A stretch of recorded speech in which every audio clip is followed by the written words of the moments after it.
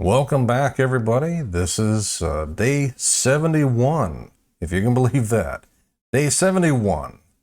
I just think it's great to keep going throughout the year, and if you've made it this far along, that's quite an accomplishment. So, day 71, we're going to be reading Deuteronomy chapters 3 and 4 this time. So, defeat of Og of Bashan.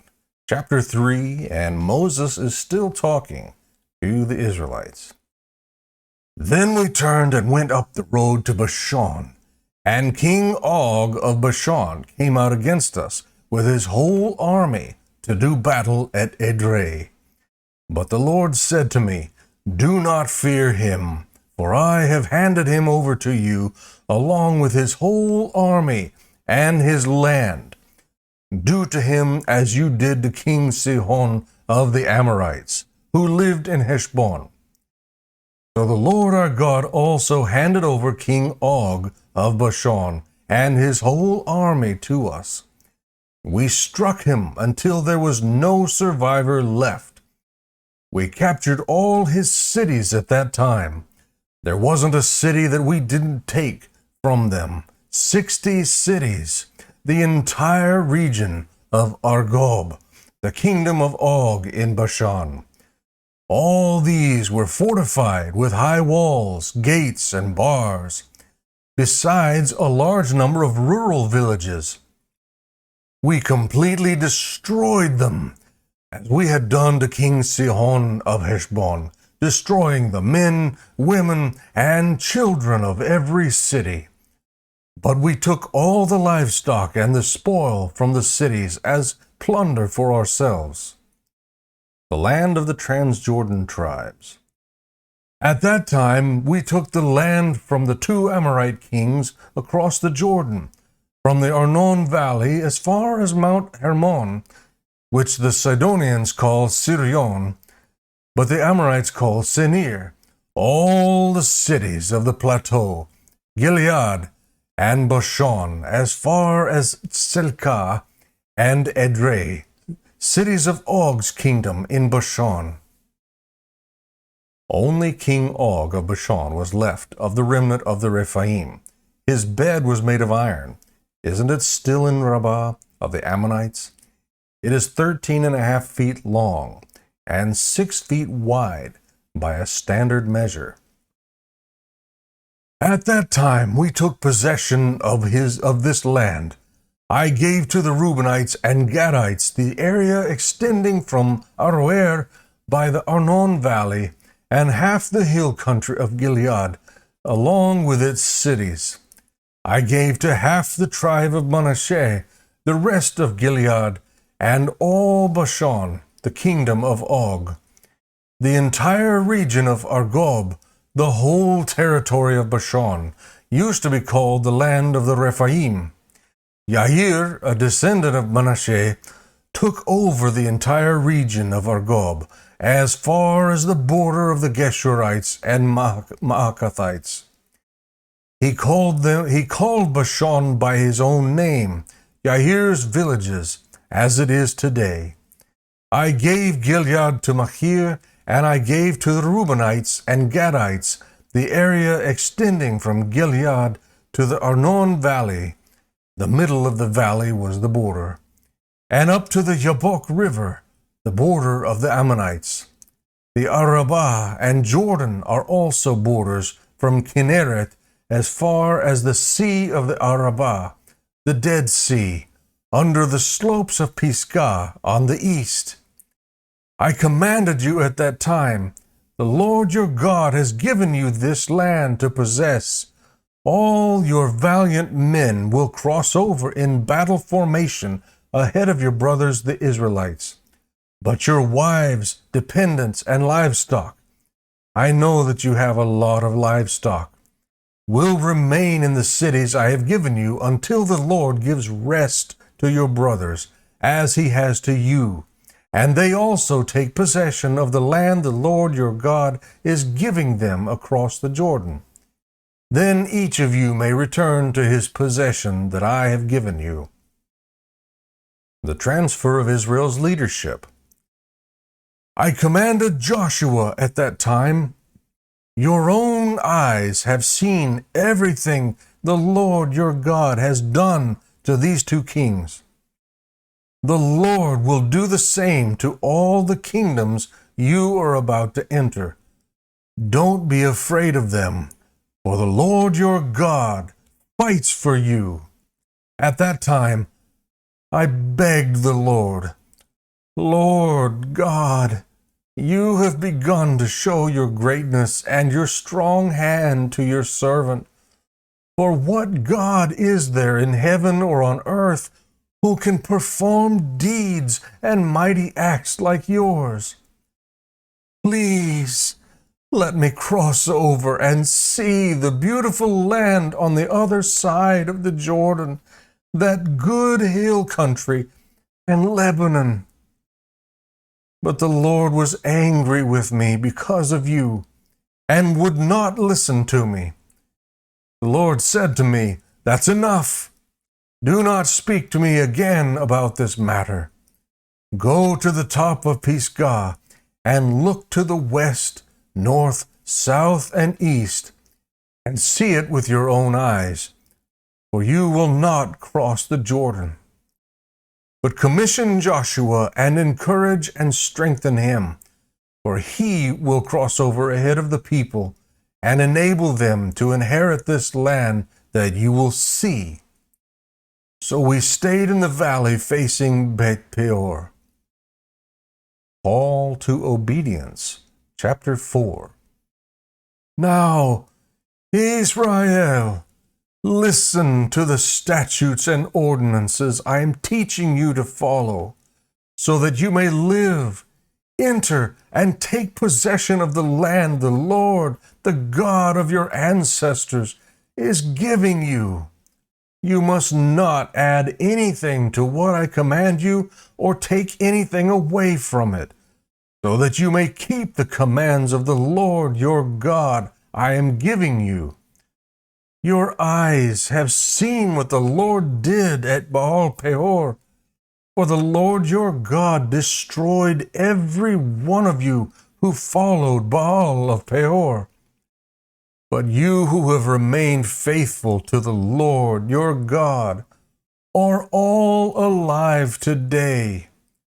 Look, I have taught you statutes and ordinances as the Lord my God has commanded me, so that you may follow them in the land you are entering to possess. Carefully follow them, for this will show your wisdom and understanding in the eyes of the peoples. When they hear about all these statutes, they will say, this great nation is indeed a wise and an understanding people. For what great nation is there that has a God near to it as the Lord our God is to us, whenever we call to him? And what great nation has righteous statutes and ordinances like this entire law I set before you today? Only be on your guard and diligently watch yourselves, so that you don't forget the things your eyes have seen, and so that they don't slip from your mind as long as you live. Teach them to your children and your grandchildren.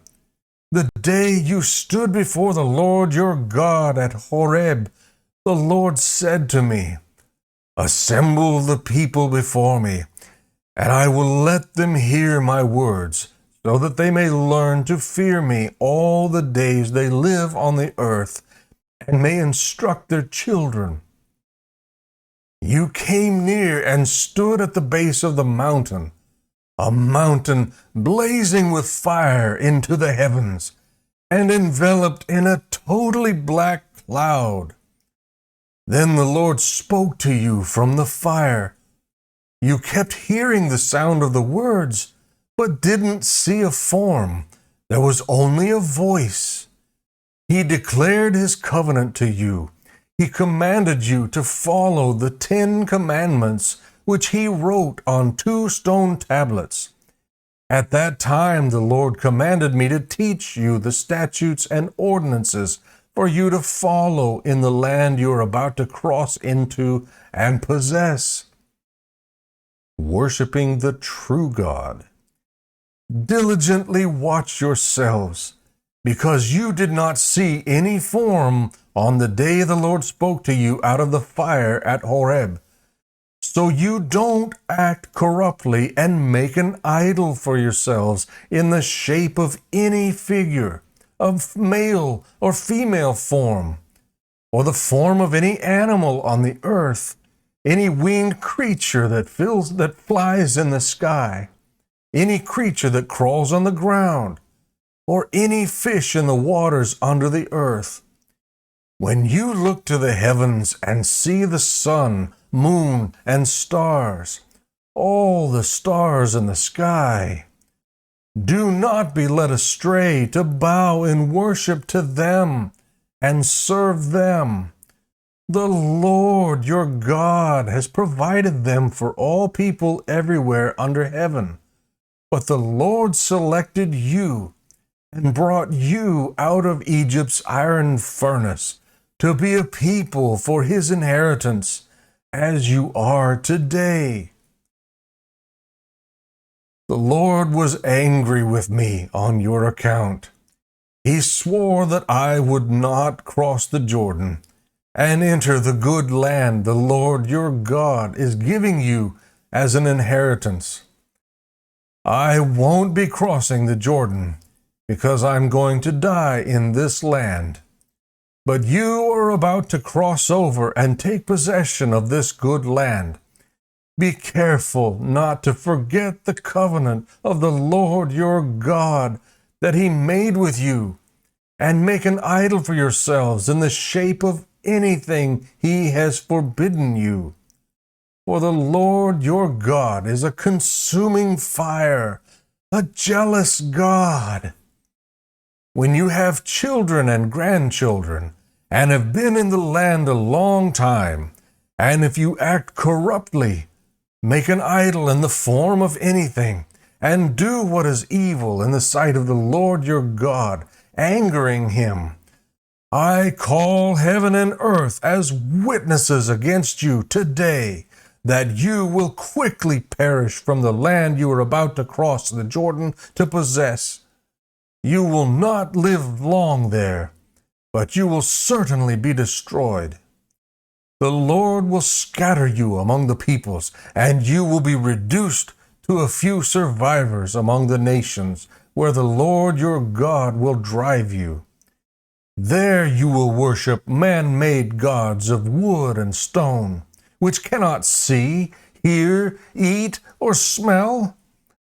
But from there you will search for the Lord your God, and you will find him when you seek him with all your heart and all your soul.